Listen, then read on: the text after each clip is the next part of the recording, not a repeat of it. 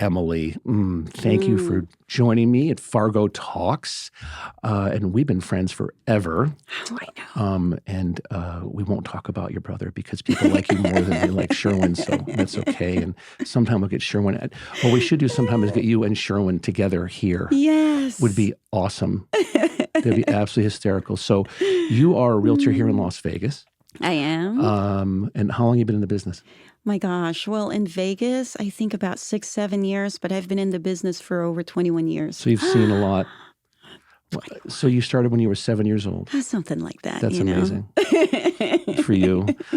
And every realtor has a different specialty a lot of times. Some say to do everything for everyone, but we, here in Vegas, prostitution's not legal, so we don't offer everything to everyone.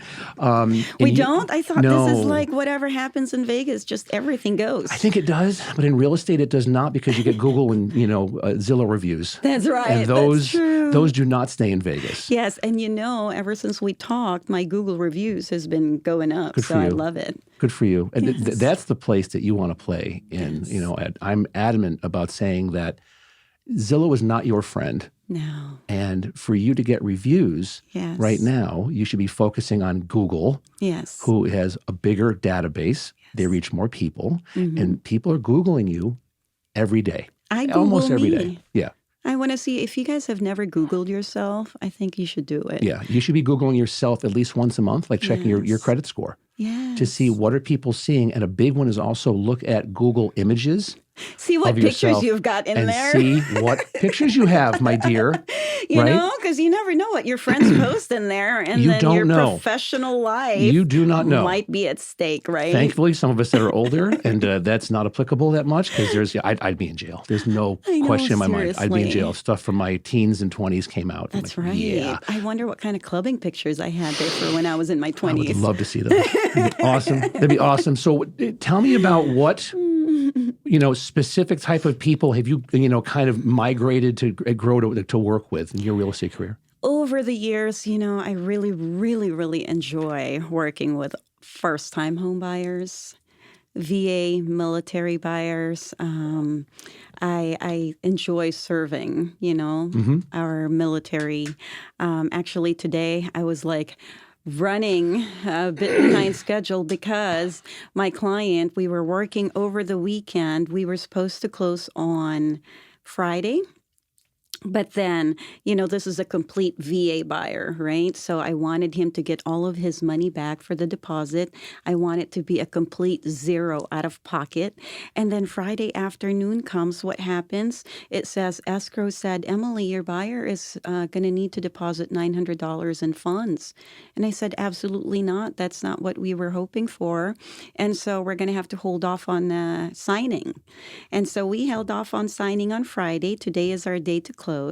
And so over the weekend, escrow, the processor, and I were all working behind the scenes, hoping to make this thing happen for my VA buyer, right? And so the buyer doesn't know what's been happening the last few days. I just told him, just hold off. And then late last night, I email the processor, I email escrow, and I was in touch with everybody saying, if you guys get loan docs first thing this morning, I have a 9 a.m. appointment, but if you can get it at 7:30, maybe we can sign at 8 o'clock.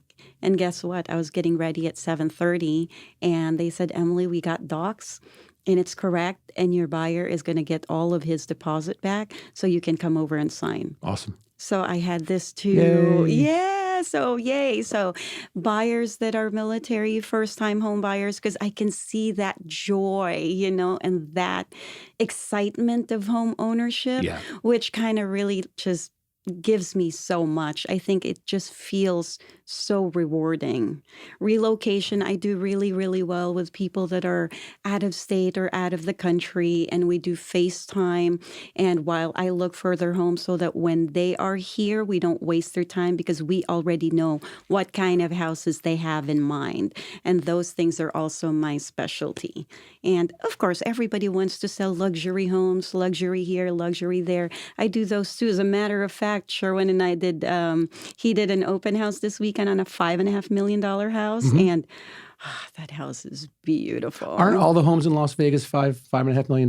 No. Aren't they? I thought every home in Las Vegas is a $5 million home. Well, that's what everyone thinks. Yes. People that don't live here think that if you live in Las Vegas, you live on the Strip. Yes. Right? I mean, it's amazing the stories I hear on that. I think at first I thought that was a joke. Oh, no. But that's a it's real thing. real, huh? Here's the number one thing anyone should know that does not live in Las Vegas and they're looking to move to Las Vegas. You don't live on the Strip. Yeah. Or you don't have to live on the Strip. There's wonderful high-rise condos that are on the Strip if that's your jam. That's right. But there are wonderful communities outside of the Strip. Yes. And you wouldn't even know that you live in Las Vegas except for when you go to the supermarket or gas station, there's slot machines there. And it's true too. Like when I first moved here, like everything that I did, whether I want to go out to eat, I want to watch a show, everything was like Strip centric, right? Yeah. So I was, for the first 2 years, like I didn't enjoy outside of the Strip because all I knew was that. And then 2 years later, like once you are a Las Vegan, I don't think you ever really want to be on the Strip anymore.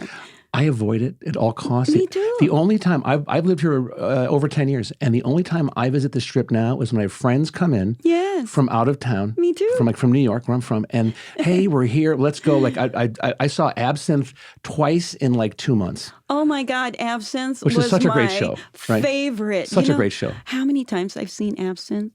6 times. Have you really? That's how much I For you? loved it when it first came out. So every single friend that comes to town, we're going to Absinthe. What is that still your favorite show on the Strip? Absinthe? I think it is. Yeah. It's just because it's, I don't know. They have one very similar to Spiegel Absinthe World. now. Yes, it's Spiegel World, and they have like 4 or 5 of them. I want to go. Now it's like a bucket list. The to go see one all on of them. the Area 51?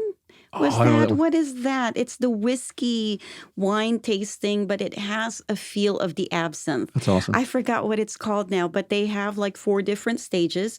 But then you just stand around. In absinthe, you're sitting down, right? Yeah. But this one, you're just standing around going from stage to stage.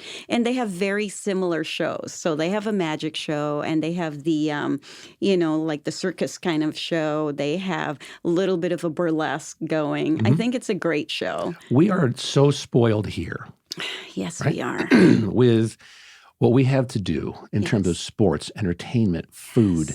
And the worst part about living in Las Vegas is when you travel and you go somewhere and you go visit your friends in Raleigh, North Carolina. And they go, hey, we've got this chicken place that's going to be, you got to check this place out, Jeff, because this chicken, that's how everyone talks, by the way, in Raleigh, North Carolina. We've got this place you got to check out, man. This chicken is the best damn chicken you ever had. And you're like, okay. And when you go and they've got 1 billion Yelp reviews and Google reviews and the chicken's good, but you're like, I can swing a dead cat from my house in Inspirata in Henderson and hit 5 places as good or better than this. Yes. And you never say that. sure. So there's a little something that anyone, if you've got a friend and you invite them and they're from Vegas, there's a 110% chance your food is not better than what they have. We have more 5-star restaurants here than any city in the world. It is so true. Right? And I so- think it's frustrating when you do go visit other places. Oh. So here's the thing. We went to Austin, Texas. My husband, Sherwin, and I went to Austin, Texas for the company sent me to base camp, right? And so we were there, and I thought, I've never been to Austin, and I hear so much good stuff about Austin. 2 days later, we were bored, and we were there for, I think, 8 days. And 8 days, and Sherwin and Travis were like at a river, like throwing rocks. Like they don't know what to do with themselves. And so while I'm in the convention, every day from 8 to 5, they're there thinking, oh my God, what are we going to do now all day long? And so they wait for me, and their job is to make sure that they find the best restaurant so that when I'm done with work, I love that so much. we can go and eat, right? Yeah. And we can only have so much barbecue every single day, And I'm like, oh my God, I'm all barbecued out. That's it. That's all. And it's all high-rated stuff, but I guess when you do compare it to Vegas, we are so goddamn spoiled here. We are really spoiled are. rotten. We're spoiled rotten, and so food for thought for anyone that's tuning in. And if you're inviting your friend from Vegas to the barbecue or brunch, I mean, come on, please, you can't touch what we have here for brunch. I'm sorry, y'all, but I mean, I've had friends even like from Miami and LA and New York. Like, you got to check out this place. I'm like, okay, okay, and then sometimes, it's rockin' food. Yes. But I'm just like, and a lot of times also we're spoiled here that everything is within about a half an hour to 45 minutes of a drive. Yes. Where when you go, we're going to go check out this great barbecue place. And it's like an hour, 2 hours, hour and a half drive. That's and you're like, right. Kill me now. Yes. Kill me now. And people I know from LA are like, oh, shut up, Fargo. You're, 4-hour commute in LA. Well, guess what? That's why I don't live in LA. Yes. And I'll never live in LA. And, when I first moved to Vegas too, my family would tell me, oh my God, you're going to be so spoiled in driving here. I'm like, driving is nothing. That's what I do all day long, right? As a realtor, you're always driving. My office in San Diego versus my house is a 45-minute commute without traffic. And I'd go there every day, and most of my clients are down south, and I live north of San Diego. No problem. When I moved to Vegas, they told me anything over 20 minutes will be far. I mean, when I first became a licensed agent here, I have had clients, agents from Henderson would call our office up north and say, are you an agent up north? Because I have a client that wants to look at, houses up north, and it's just too far from me. And I'm like, what? You're an agent. It's too far from you. Henderson and North Vegas, that's just night and day. And true enough, now that I lived here long enough, I'm like, anything past 25 minutes is just so far. Mm-hmm. Like today, this is so freaking far. You literally have to enlist the help like a helicopter and just take you around. Oh my goodness! Because that's another thing here that people don't get is we are spoiled in terms of our commute. Yes. And even though with the influx of Californians, which is great, keep coming y'all from California. Yes. So there is rush hour now. Where 10 years ago there really wasn't a rush hour when I was here. So true. 215 was wide open all the time. Oh yeah. But now there's certain times in certain areas or the 95 there's certain spots. Yeah. If I was living in LA and if I'd had it with the mudslides and the rain and the taxes and the homeless and the way things are run there with layers of government, and I can keep going, why would I want to move to Las Vegas? It's just so beautiful here. Like, San Diego is beautiful. I came from San Diego. I mean, it took me 7 years to actually follow my family here because I kept telling them, I'm moving. 7 years, okay? It took a market crash for me to say, okay, I guess I'm ready now, right? But Las Vegas has grown on me. I mean, for one, taxes. Talk about taxes. Here, we don't pay state taxes. So I've got a lot of people from California wanting to move here now. The one you just mentioned, obviously, is, traffic. I mean, I can't do traffic in California anymore. And house prices, house prices here is still a third, maybe half. I mean, where do you find a 1,600 square foot home in the 300s? Right? Today. You could find that today. Yeah, that's great. I mean, I'm closing on escrow today for $324,000 on a 3-bedroom, 2.5-bath home for $324,000. Where do you get that? That's phenomenal. In California. Yeah, That's not even a condo. That's not rent. Yeah. I mean, rent in California is insane. So I do have clients sometimes that would call me and say, Emily, we live in California. How do we get a house here? Because we're tired of paying $2,500, $3,500 in rent. I'd rather just own a home, right? Because that American dream is still true for everybody, right? That's your pride of ownership to be able to own a home. And so I always tell them, okay, these are the steps and I will guide them. You don't have a job here yet, but we want you to be, a Las Vegas resident so that you don't have to do this and that. And so I would actually guide them into finding a relocation job here. Once they've moved here, then they have that residency, and we can buy them a home and sometimes put them on down payment assistance. Or these days, it's perfect for buyers because, what are we getting? Closing cost credit from sellers. Like my buyer's closing cost for this property we're closing today is completely paid for by the seller. That's great. Zero out of pocket. Are you, and you've been doing this for a while, are you percentage buyers versus sellers that you work with? What are you 50-50? Are you mostly, buyers or? I think it depends on the year. Some years I'm more of a listing agent, and some years I'm just like, I've got buyers left and right. How about right now? So right now it's more listing. Right now I'm getting more listing. I picked up 3 listings in less than a week, within the last few days. So a lot of them, even though the market has shifted, they know that the market is still good to compare from maybe 14 months ago, that their property value is still there. It's still higher. And so they're listing their homes. So I've got 3 listings within the last week that are, all cashing out. That's awesome. And how are you setting expectations with the sellers? And you see, I geek out on data. Right? Bring out that spreadsheets. Let them know. Talk nerdy to me. Yeah, right?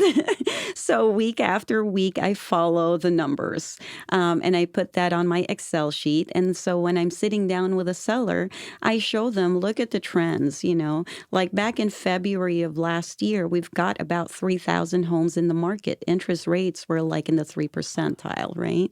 And then the Fed started increasing interest rates. And you notice that as the interest rates increase, our numbers of homes will also increase. And so from 3,000 homes, we reach about 10,000 homes in August. Yeah. And we've peaked around there, and it stayed around there until about November. And so as you show them that, then they say, oh my God. So back in February, there was like a frenzy, right? People are paying just to get in a house. If you don't have cash at that time, outside of what the appraisal value is, or you waiving appraisal, it was so hard to get into a home.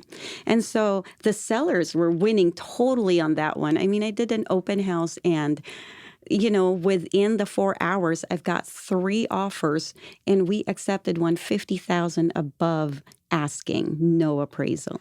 Now, no, we're asking for closing costs these days, unless you really price it well, way below market value. You might get multiple offers, but a lot of people are just being smart. They know what the market is. And so when I present that data to the seller, I let them decide, look, this is where we're at. This is where we were, 12, 14 months ago. This is the pricing where we're going to be if you want to move it. Or if you just want to kind of dilly-dally and see where it's going to go, then you're just going to waste our time, yours and mine, right? And so they see it. The numbers don't lie. And so some of them are emotional sellers, and they say, well, no, that's not real because my house says on Zillow that it's worth this much. And then my neighbors is listing at this price, and then I'll just show them again the data. Yes, your neighbor's house is for sale for this much, but look at how long it's been in the market. It's been sitting in the market 120 days, and it hasn't moved. And they've already lowered the price 2 to 3 times. They started at this price, and now they're at this. And so what are we doing here? Do we really want to sell, or do we just want to wait? I love the fact that you lean in first with data. Yes. And you've been doing this for a while. Yes. And you have built a good name for yourself in town. However, you are very well aware that you don't give your opinion unless you're asked for it. Yes. And that you're going to start with data because the numbers don't lie. Yes. And every agent should be doing that. Every agent, when you're going on a listing appointment, should be starting the conversation off with data, not with how long they've been in the business or their opinion on anything. Yeah, because it doesn't matter. People don't care, People don't care whether you've been in the business for a year or 20 years, right? The ultimate question at the end of that conversation is, how much am I going to take home outside of all of this, Yeah. right? But I start with the data because then it sets an expectation, and they know that you're not just here to collect the commission, right? Because they're already seeing on a listing appointment, it's harder because you are charging them a commission, right? And so if you don't set yourself apart from the other agents where this is where we're at, this is what I'm giving you, this is the knowledge that's backing, what I'm about to tell you, then usually I don't even tell them what my price is. I write my price and I tell them, okay, now that you've seen all of these, I want you to write down what you think your house would sell for. And then I'm going to compare it to what I've got here. I love that. That's exactly how I do it. Love that. And so by the time you present the data, their price point usually comes down from the Zillow's estimate that they're getting, because now they know, okay, maybe I was way over my head on that initial thought I had, right? I love that. I love that. Now, with that methodology, how are you getting your business? Is it sphere of influence? Is it referrals? Are you doing like Facebook ads? But what is it that is having your phone ring? It's just referrals, like sphere of influence. When I first moved to Vegas, I didn't do real estate here right away because all of my clients were still in California. And I had my brother, so it's like everybody's just, okay, sure, when I have, a client, and my brother would work those clients. And then it wasn't until maybe 6-7 years ago that I said, okay, I'm not moving back to California. This is home now. And so my mom was always telling me, what are you doing? Why don't you get your license? Why don't you get your license? I said, okay. So I had to restart my book, right? And I did Zillow for about 6 months, and all that I got from Zillow was like rental leads, which I didn't do, And then I did Yelp. I spent over $20,000 on advertising. I got nothing on that because you have to do it for a very long time consistently, right? And it was draining cash. And I thought, okay, maybe I wasn't doing that right. And then I went back into the 14 years in real estate and thought, how did I get my business? Because I never once advertised myself. So I started picking up the phone, and true enough, it's all my sphere of influence. It's referral after referral after referral. And so yesterday I went 2 days ago, I went on a listing appointment. Okay. And then as I was heading out of the house after the listing appointment, on the driveway, one of my clients, was walking in, and I'm like, oh my God, Maria, what are you doing here? And she was like, I referred you. And I'm like, oh my, I didn't realize that was you, because I kept asking Luis, how did you get my number? And he never told me. And then true enough, it was a client of mine. And that client was referred by another client who was referred by another client. And so this one client that originally referred one, and then I closed maybe 3, 4, 5, 6, about 8 deals from one person who just snowballed. And that's how I've stayed in business over 20 years without advertising, Jeff. That's awesome. Yeah. What are you doing to stay top of mind and relevant to these people? So they always, because again, we live in a instant gratification Adderall society, and you're getting bombarded with stuff every day. Yes. What are you doing to stay top of mind with these people so that when they're, in their world, and someone comes and there's a real estate question, or someone that's moving, or someone that's going to be buying, selling, whatever, that they're going to be talking about you? Yeah, what's amazing is that I think anything they think about something about their house, whether they need new flooring or, something broke in the house and they need a referral for service. Somehow my clients always call me. And so for me, it's just that service oriented. Oh yeah, you need a painter, I have a painter. Or like, you need home warranty, let me tell you who's the good one that I think you should use. Or I would call them every now and then, not I don't bombard my clients with drip campaigns of emails that doesn't pertain to them. If I pick up the phone to say hi to them, it's because I thought about them and I thought about something that might be able to be of good help with them. So for instance, right now we're December, January, usually I'd pick up the phone for all of my clients that have closed in the last year and say, do you have your escrow papers? You make sure you bring that to your accountant. If you don't have it, let me know so that I can get it for you from the escrow company. It's so good. Something It's like so that, good. right? Yeah. And then for instance, for my clients whom I've closed 2 years ago, and I do this often, all of those clients that have closed 2 or so years ago, and I know that they have equity in their house, I will check to see which ones have PMI. And then I will tell them, hey, like I had just called Anna and say, Anna, have you removed your PMI? No, Auntie, I haven't removed my PMI because, we're still paying for it. Well, how much are you paying on your PMI? It's about $160 a month. Well, let's try to see if we can remove that. And so I will coach them on getting in touch with the lender. I will give them the CMA because then now I know I can prove that we have a minimum of 20% equity in their home that they can pass on to the lender. And with that simple step, they can usually save money on their PMI. That could be like the best gift you can give your clients. For people that don't know, what's PMI?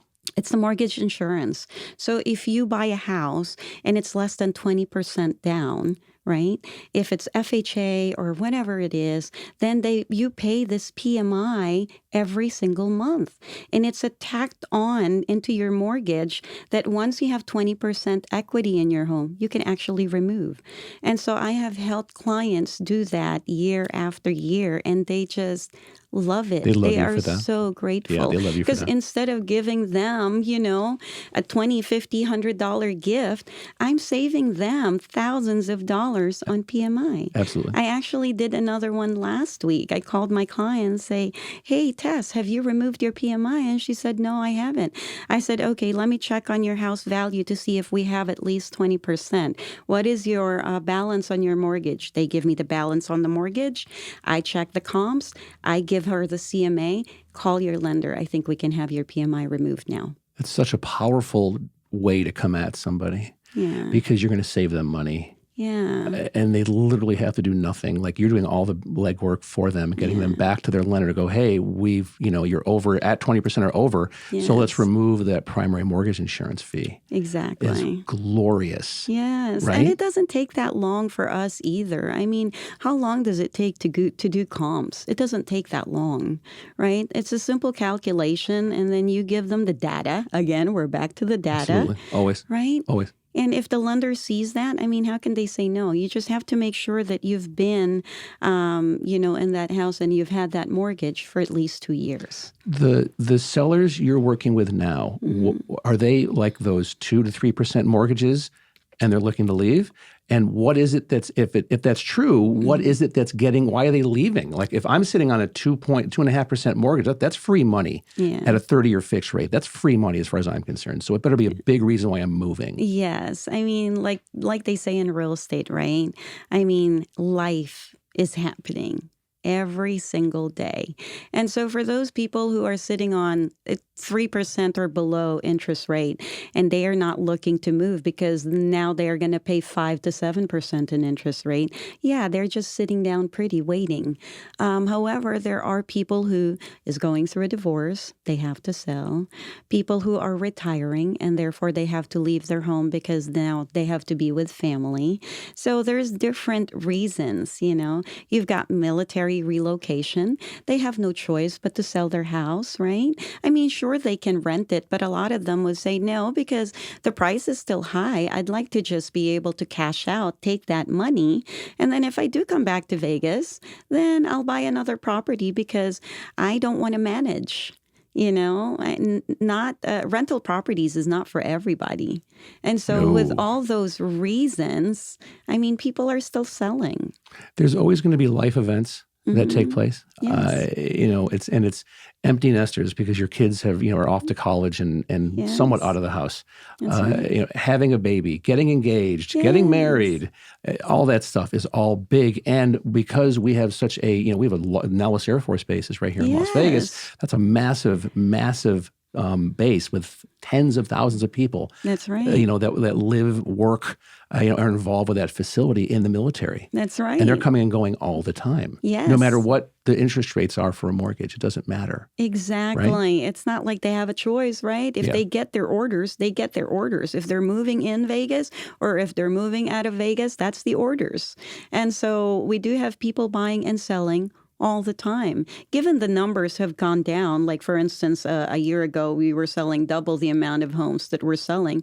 But if you're still selling 2,000 homes, then that means there's 2,000 homes closing escrow every single month. Mm-hmm. So it's not like, because interest rates went up or there's a catastrophe or there's pandemic. I mean, people were still moving. Even during the pandemic, people were still moving. Life doesn't stop.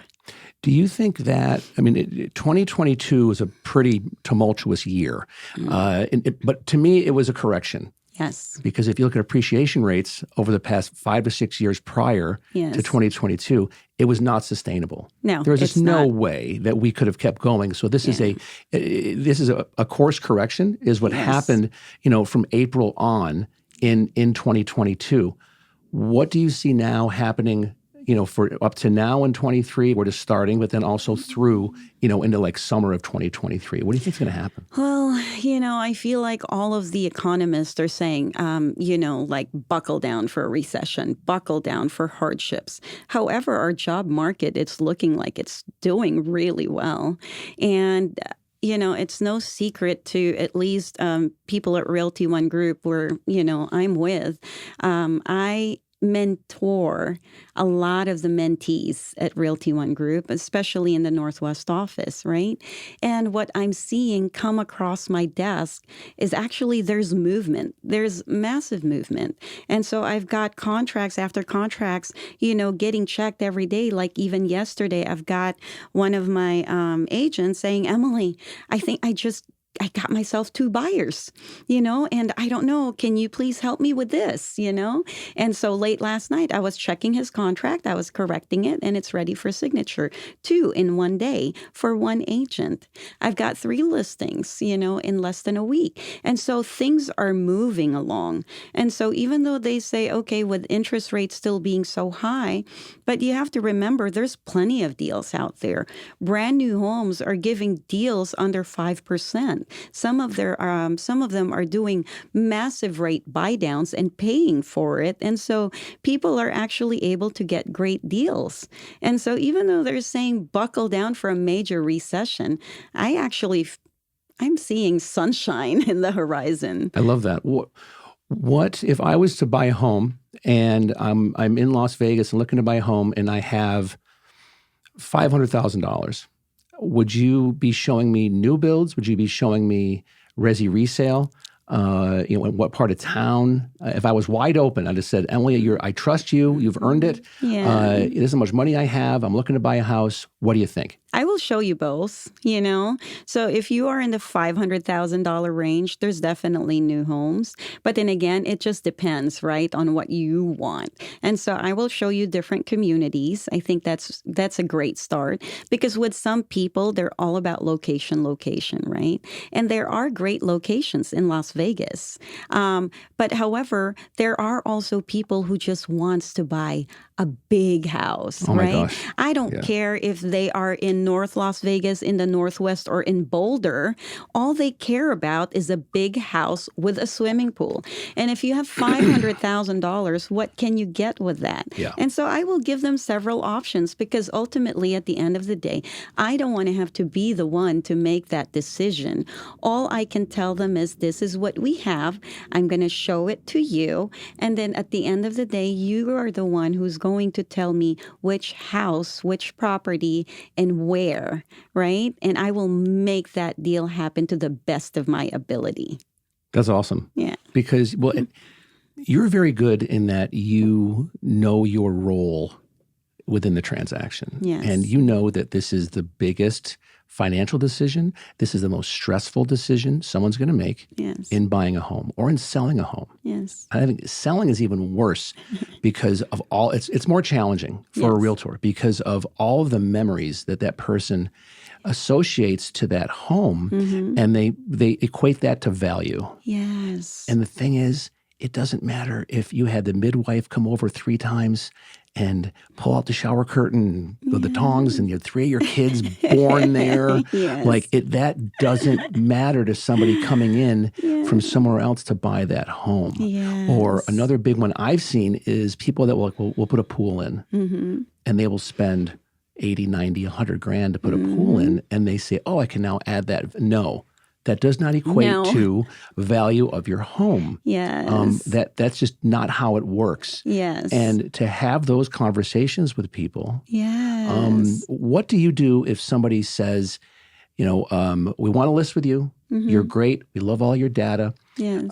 You're telling us that the house is worth $700,000, but I just spent last year $100 grand on this pool with the water feature and the flames, and I have an app. It looks like Bellagio Water Show and all that. So shouldn't we be listing our house for $800,000 because of I spent all this money on the pool? And I'm sure we get this one a lot, right?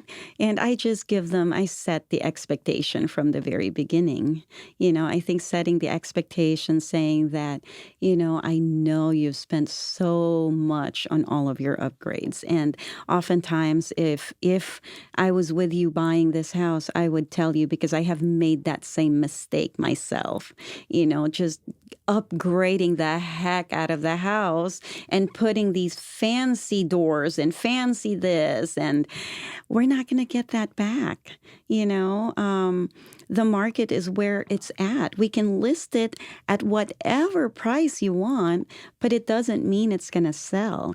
And also we have to keep in mind that unless they're buying cash or they have much cash to go above appraisal, we still have to look at what's sold within the community, because the appraiser and the lender will look at those most recent solds. And if you are way above those, nobody's going to lend the buyer money, even if they want to spend $100,000 more than what your neighbors have sold for. So even if they are so in love with your house, but the lender is only willing to lend them a certain amount because that's where the value is, we're not going to be able to get that. We are hopeful, but it doesn't mean we will get it. What if I was selling my house and I was going to be using you, but I had, 6 months and I had some cash, what improvements should I do, if any, to my home that I'm going to see an increased value of the home? Kitchen and bathroom. Because I think the kitchen is, like, most of the time your focal point now. It used to be like back in the day with my parents' homes. Everybody wants the formal living and dining room, right? Right when you walk in, this beautiful formal living and dining room is like the holy grail, but nobody sits there. Nobody goes there. It's Everybody the room goes you're not allowed straight into. Yes. Right? Right? Yeah, it's just always nice. And our dining room even had like the full-blown setup, as if somebody is having a party there.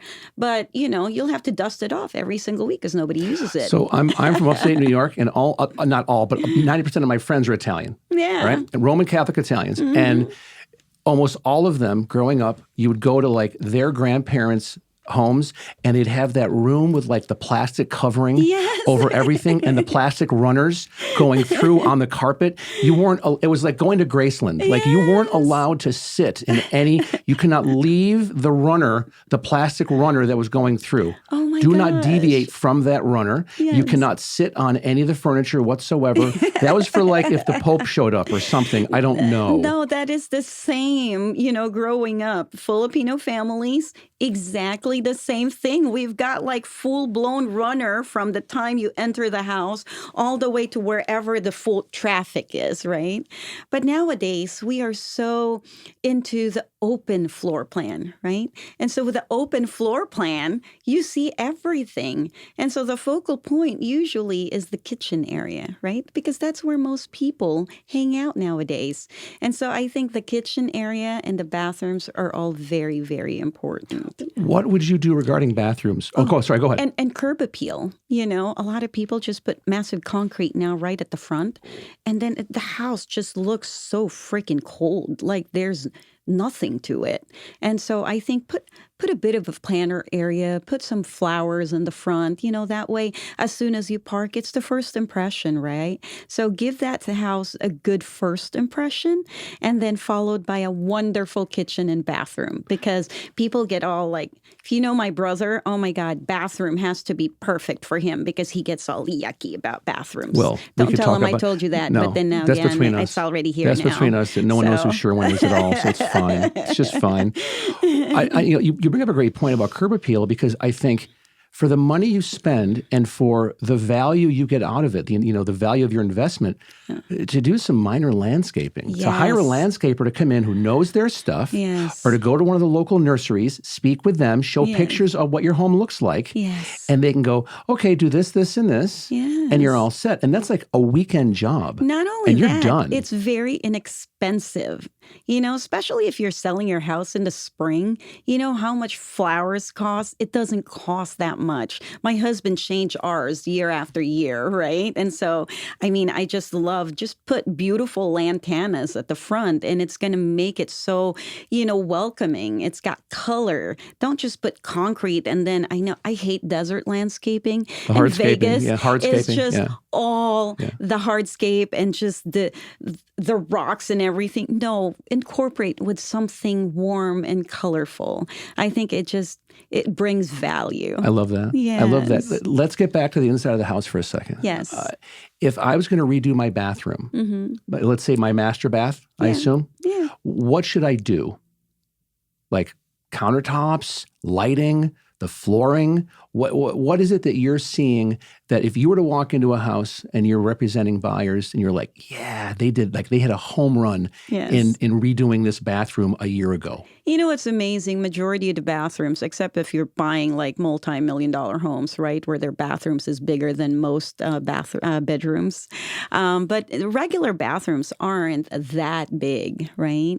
And it doesn't cost that much to actually redo a bathroom. If it's a small bathroom, you probably get away with $5,000 and you can redo the whole shower area and the vanity and stuff like that. Especially nowadays that they have those already made vanity. Yeah, it's true. Right? Yeah, it's and great. It's very true. With a small bathroom, you can repaint that whole place and redo the whole bathroom for a small percentage of the house, and it will make it look brand new. I would change everything if I could, because nowadays what happens is, so like yesterday, I had a listing appointment, and this one is on the east side of town, built in 1963, and the homeowner was an elderly, and she actually has moved out already, okay?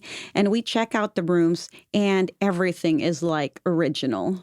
And I told my client, okay, you have a choice.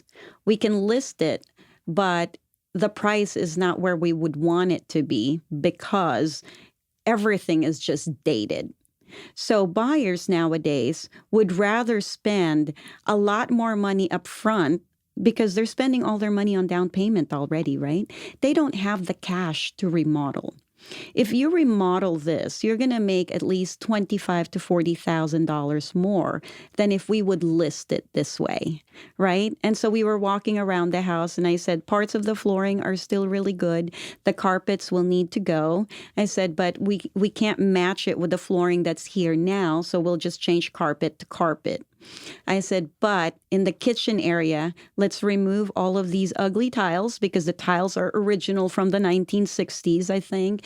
And I said, it doesn't cost that much to put like the beautiful countertop here. They're like about $1,500 at Lowe's. And we've done it into our rental properties. And the look of it is amazing. And it's going to look beautiful in pictures. I said, we have a choice of whether keeping the darker cabinets or we can paint it and update it so that you've got more of a modern farmhouse look, which everyone loves still to this day. So we go to the bedrooms and I tell them the same thing. Carpet needs to get changed, and then we're going to have to repaint the whole house, including baseboards. This will give you at least $25,000 to $40,000 more than what it would be if we were to list it this way.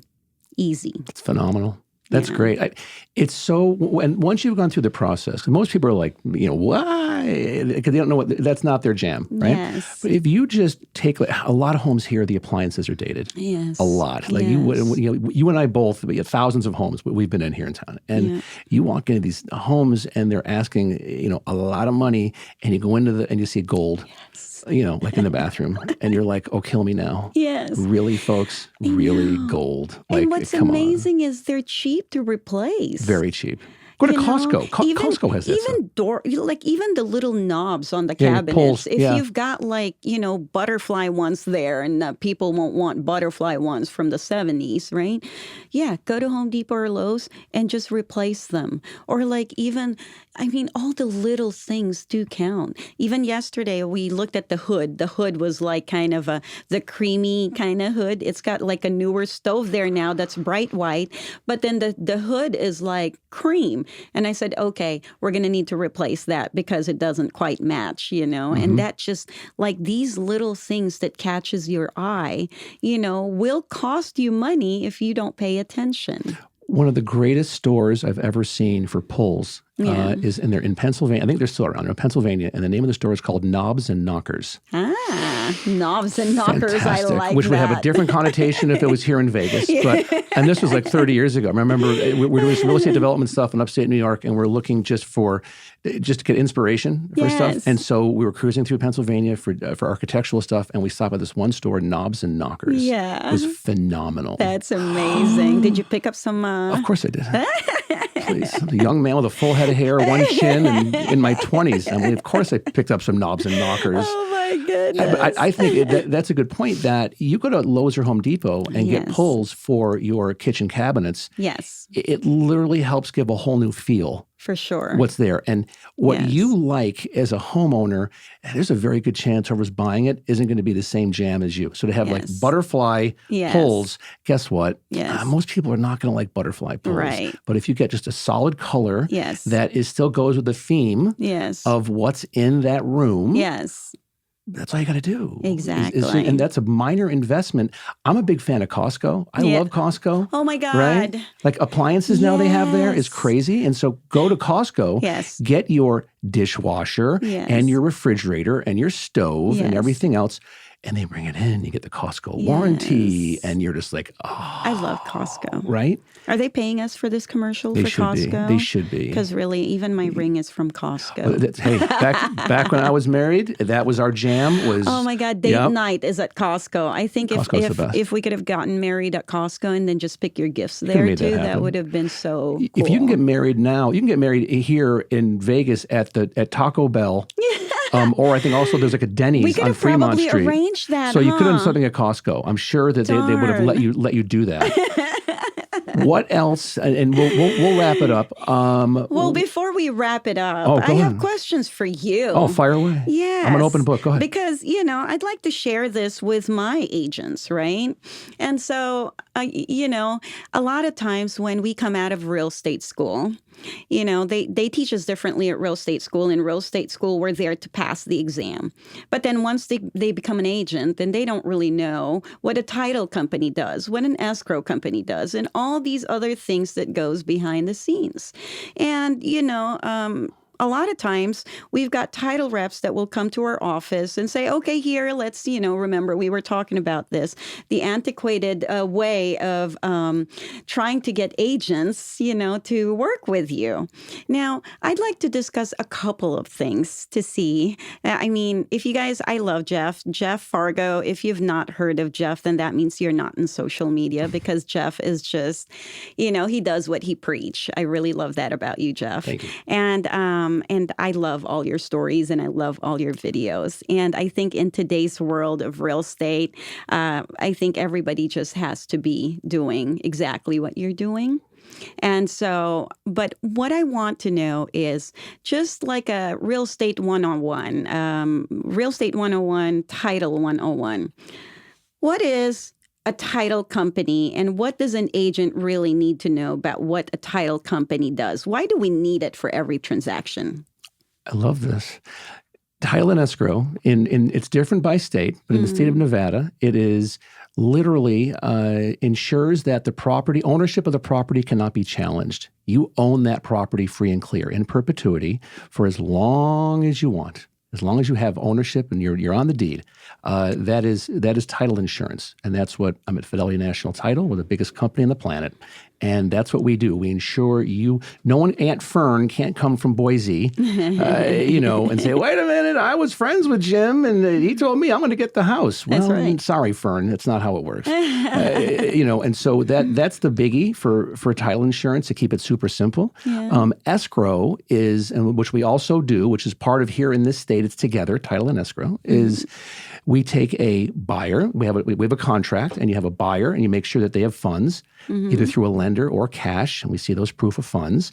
And then we have the seller, and we make sure that all liens and encumbrances are removed from the home. So if there's solar or HOA or refuse, all that stuff is either going to be paid off at closing or paid off ahead of time.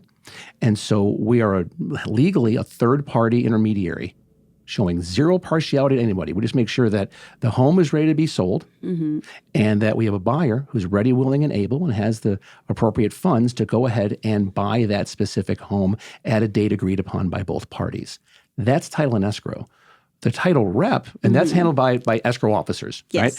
And that's what they do, and bless their hearts, because I could not do that, because they are figuring files and monitors and all that. That's not, I can't do that. Making sure everything is balanced and everything is correct. Bless their hearts. I have such respect for anybody in the escrow business, any escrow officer, because you are getting phone calls all the time from the buyer's agent, the seller's agent, the lender, the buyer, the seller. And they're all coming at you. And a lot of times they're coming at you with their frustrations where you're just don't shoot the messenger, but they shoot you. Yes. They come at you with their frustration, even though it's not them. Most of the time it's not, but it's okay, because most escrow officers, they just sit there and they take it, and they do it with grace. They are the project managers, They are the project manager on a real estate transaction, is an escrow officer. So that's an EO or escrow officer in their unit. A title rep, my job is to all I say is, I keep it simple, is to make you as a realtor famous. Nice. That's all I do. And my job is to create generational wealth for you, that you not only have enough money for you to be happy, but for your children, at least a good state school was paid for, and that for your grandchildren, a good state school was paid for. That's generational wealth, that they are not going to be straddled with college debt. Yes. And here in Nevada, you can go to UNLV or UNR, which are both excellent schools, for not that much money. No. But you have that money put away for them. And my job is to create that wealth for you. And, I've been doing this for 8 years, but in real estate for 30. The thing I would always see is reps would come in and here's our app. Yes. And we're doing some CE classes. And again, my company does that stuff. We have a great app. Our CE classes are awesome, but everyone else is doing that. Yes. And so where I come in is I say, how can I get you and your brand in front of as many people as possible consistently? Yes. What's the way to do that? And whatever we talk about is confidential. Yes. It's a lot like lawyer-client privilege. And I tell everybody, I'm from New York. I have a big trunk with a shovel and where all the bodies are buried. I know where all the bodies are buried out in the desert. So you've got my secrets, Jeff? I do. I have your secrets. God. And they're not, and they would never leave our conversation. And you've been hiding it for years and years. That's amazing. Yeah, and I won't tell anybody. People are like, what's Emily doing? I'll ask her. Yeah, I don't know. exactly. Actually, I do know, but I'm not going to tell you. Yeah. What's wrong with you? Especially Check Sherwin. Facebook. Yeah. Check Facebook. Look at Facebook. Look at Instagram. Look at TikTok. She'll show you what she's All doing. the secrets are there. She'll show you what she's doing right there. It's disclosure. And I come up with systems that work for a realtor that help them. We dive deep into what makes them special. There's 16,000 realtors in town. That's right. Why does somebody want to use you? Yes. You have a fingerprint that no one else has. So what is it that makes you special? And we dive deep down that road. So when you're working with an agent, so every agent is very different, like you said, right? And we've got, last August, it was 17,500 agents, in Las Vegas. It's probably down now because MLS do. So we're losing agents, agent count. But that's normal on a shifting market. But now when you're working with agents who are so different from each other, do you have like different advice and different plans for every single one of them? Or do you give them like, okay, this is what's happening now. This is what everyone should be doing. So this is what, I would advise. Yes. To answer your question, it's different with every single person that I sit down and work with. I see. However, I have a core memory bank of stuff that I'll say, all right, you're going to go into one of these like 6 or 7 buckets. And that's what we're going to run with you for a while. But also, I practice what I preach. I don't give my opinion unless I'm asked for it, and I earn your trust. Yes. Ahead of time. And if you ask me what I think, I'm going to tell you. Yeah. And I'm not going to blow smoke up your skirt. And you're probably sometimes not going to like what I have to say, but that's okay. Yeah. Because that's part of evolution of a relationship with somebody, personal or professional. Yes. So I'm a big fan of just learning from you, being a sponge in the beginning, that first meeting. Yes. Why are you a realtor? You wake up unemployed every day. Right. If you're a realtor. And so what is it that you bring to the table to represent these folks on the biggest, most stressful financial decision of their lives? That's big. That's huge. And do you treat this, are you part-time? Okay, that's fine. Right. A lot of people here have other jobs. Yes. But then there's the ones that have their full-time, and this is their jam. Yes. And their last deal just closed, and they don't really have that much in the pipeline, or they want more in their pipeline. Yeah. I'm the guy also that looks at and audits people's existing systems. Yes. I'm blessed to be working with some of the most successful realtors in town. That's right. Because I dive into what they're working on because they want to be working on their business, not in their business. Correct. And that's anybody. That's if you're brand new or you're a mega producer. Yes. You don't want to be just the minutia of stuff all the time. You want to be tweaking everything to make it better, make it better, make it better. Yeah, and it's a constant thing because there's always something new, right? Always. It's a revolving thing. So thing. I'm that guy that literally vets systems. And I tell all my clients, if something comes in your inbox or you get a text message or you're talking to somebody and you keep about a certain platform, send it to me and let me look at it. There's a good chance I already know the platform and I can tell you if it's a good fit for you or not. Right. Or we get on a phone call with the rep for that platform and I come in as your marketing assistant, air quotes, and ask them questions and vet them for you. Okay. A lot of times you don't know the questions to ask. I do. Yes. That's my thing. And my job is to protect you. My job is to help grow and protect your brand as a realtor. I love it. Now, one last thing, because you just say no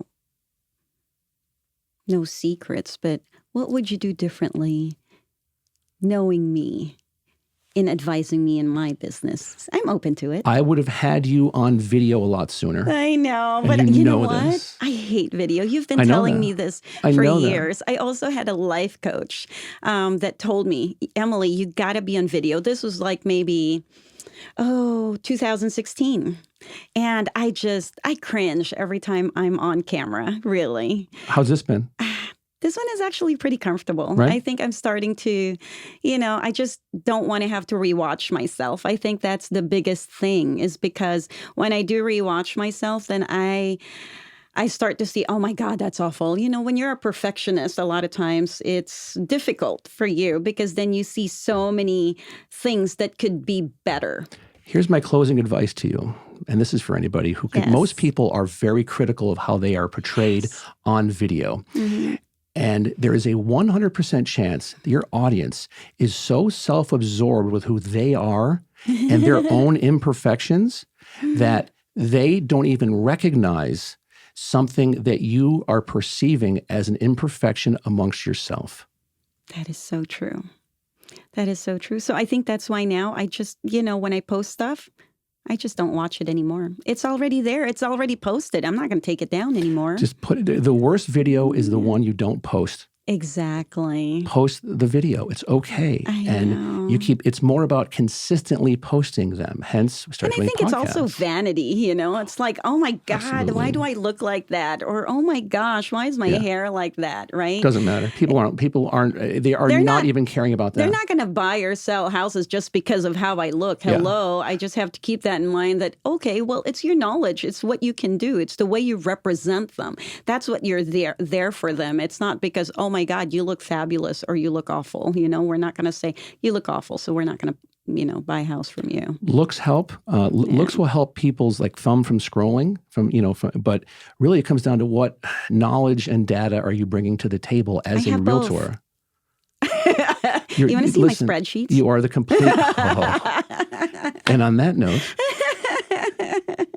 this has been awesome. Thank you. Thank you, Jeff. This has been wonderful. This is my first podcast. This is very cool. I love it. Yeah. Thank you, my dear. Thank you.